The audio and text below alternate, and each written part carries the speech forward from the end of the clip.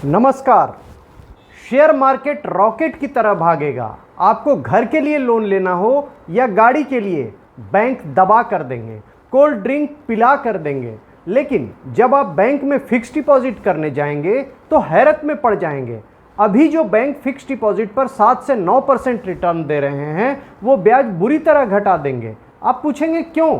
क्योंकि आज हर तरफ यही चर्चा है कि बहुत जल्द भारत में अरबों डॉलर का निवेश आने वाला है, और जब निवेश आता है तो इतिहास कहता है कि इसी तरह के नतीजे निकल सकते हैं।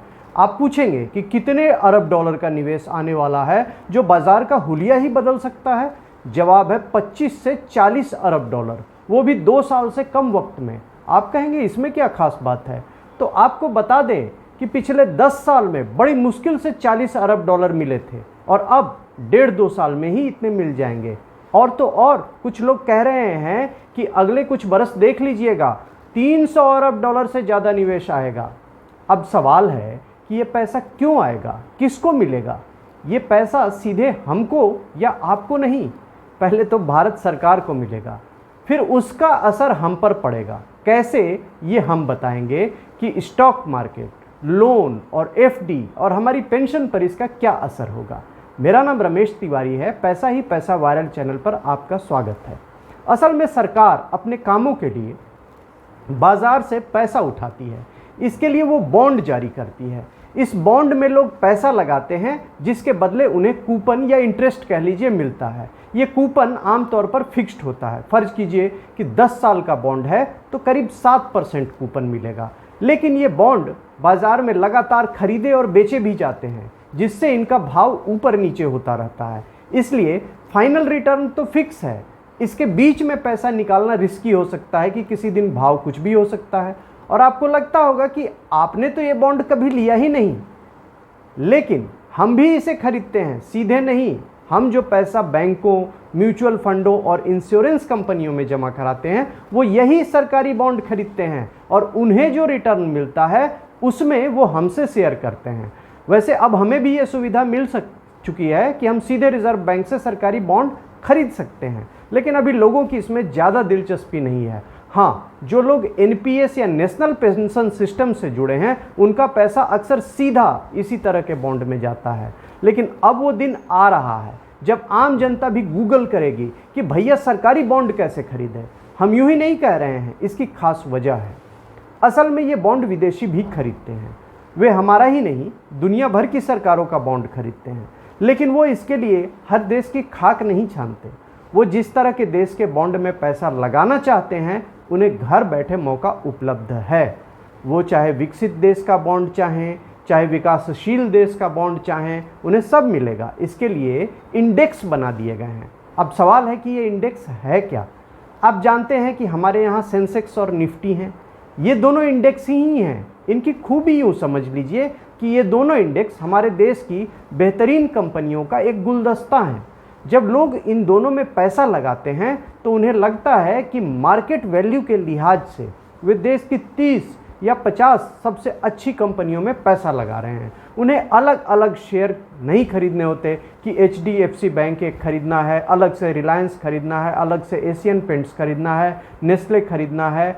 एक बार में काम तमाम हो जाता है। तो ये तो शेयरों का इंडेक्स है। इसी तरह दुनिया भर में सरकारी बॉन्ड्स का भी इंडेक्स है। लोग शेयरों को थोड़ा रिस्की मानते हैं और बॉन्ड्स को थोड़ा सेफ मानते हैं। क्यों? क्योंकि सरकारी बॉन्ड जब मैच्योर होगा तब तो पूरा रिटर्न देगा। इसलिए बॉन्ड्स के इंडेक्स बाजार में आ गए।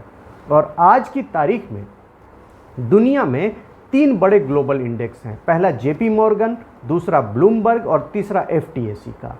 इन्होंने अपनी दुकान में विकासशील देशों के सरकारी बॉन्ड्स का गुलदस्ता सजा रखा है, और दुनिया भर के निवेशक सीधे इन इंडेक्स या गुलदस्ते में पैसा लगा देते हैं।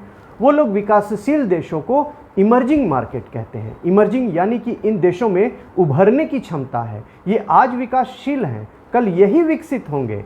भारत भी आज इन्हीं देशों में है, लेकिन आज तक इन दुकानदारों ने भारत को इग्नोर किया। असल में वो निवेश पर टैक्स में छूट चाहते थे, और भारत सरकार ने कहा कि कोई टैक्स छूट नहीं मिलेगी। तो आखिर अब कब तक इस तरह चलता? फिर बिना टैक्स छूट के ही 3 बड़े दुकानदारों में एक जेपी मॉर्गन ने कहा कि वह अपना जो इमर्जिंग मार्केट इंडेक्स है उसमें भारत के सरकारी बॉन्ड्स को भी शामिल करेगा और अगले साल जून से ये काम शुरू किया जाएगा, लेकिन धीरे धीरे।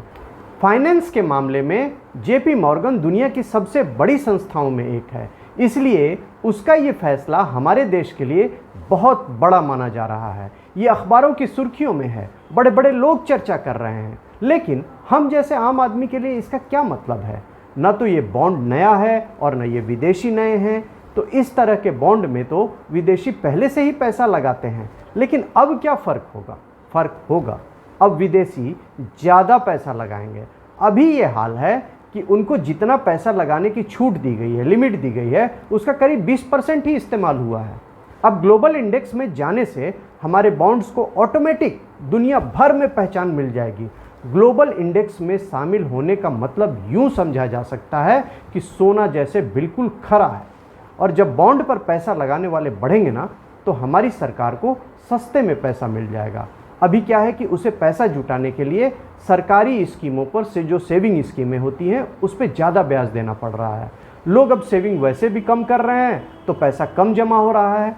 अब एक सरकार को विकल्प मिलेगा पैसा जुटाने का। सरकार के पास पैसा होगा तो वो इंफ्रास्ट्रक्चर बढ़िया बनाएगी, जिससे नौकरियां पैदा होंगी। अब सबसे ज़्यादा काम की बात, जब विदेशी लोग हमारे सरकारी बॉन्ड्स में पैसा लगाएंगे, ज़्यादा लगाएंगे, तो सिस्टम में नकदी बढ़ जाएगी। तब बैंकों के पास नकदी बढ़ेगी तो वो जमकर लोन बांटेंगे। लोन फिर ऑटोमेटिक सस्ता हो जाएगा, और जब लोन सस्ता होगा तब फिक्स डिपॉजिट का भी ब्याज कम मिलेगा। और फिर आज सरकारी बॉन्ड शामिल हुए हैं, कल जाकर के हमारे देश के प्राइवेट बॉन्ड भी इसमें शामिल हो सकते हैं, जो हमारा कॉरपोरेट सेक्टर जारी करता है। और वो बॉन्ड दुनिया खरीदेगी तो हमारी कंपनियों को भी सस्ते में पूंजी मिल जाएगी, इससे उनका प्रॉफिट बढ़ेगा। और आपको पता होगा कि जब कंपनियों का प्रॉफिट बढ़ता है, मुनाफा बढ़ता है, तो उनके शेयरों के दाम रॉकेट की तरह भाग सकते हैं। तो नोट कर लीजिए, फिर ये न कहिएगा कि हमें किसी ने बताया ही नहीं। और भी फायदे हैं, हमारा रुपया मजबूत होगा, जो इन दिनों डॉलर के आगे जब तब कमज़ोर हो जाता है, रोज़ नए रिकॉर्ड बनाता है। जब रुपया मजबूत होगा तो हमें विदेश जाकर घूमना फिरना और पढ़ना लिखना सस्ता हो जाएगा। इस तरह की ज़रूरी जानकारियों के लिए आप मेरा चैनल लाइक, सब्सक्राइब और शेयर करें। शुक्रिया।